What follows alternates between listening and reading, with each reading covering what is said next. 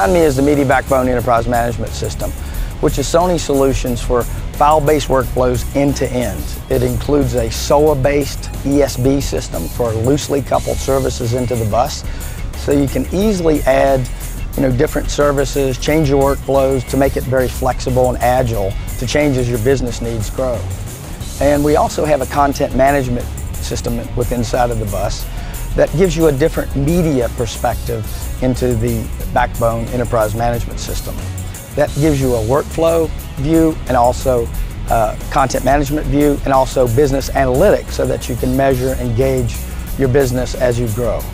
The architecture is utilizing an IT technology that's been in the IT industry for many years called a services-oriented architecture. That way we can loosely couple these services into the bus and incorporate them into the file-based workflows. It uses a enterprise service bus for communication to those services so that we can write an abstract service layer, and then within that service layer below that adapt many third-party devices up into that service layer. As an example, for ingest, we'll have a wide service layer for ingest and then a unique wrapper into the third-party device. As we do with automated QC, we have a service layer for QC, and then we have this wrapper that wraps that into that QC layer so that we can add like a Tektronix Cerify in there, integrated into the platform, and then we can tightly integrate it even though it's a loosely coupled service. We can also change the workflows to incorporate that new adapter.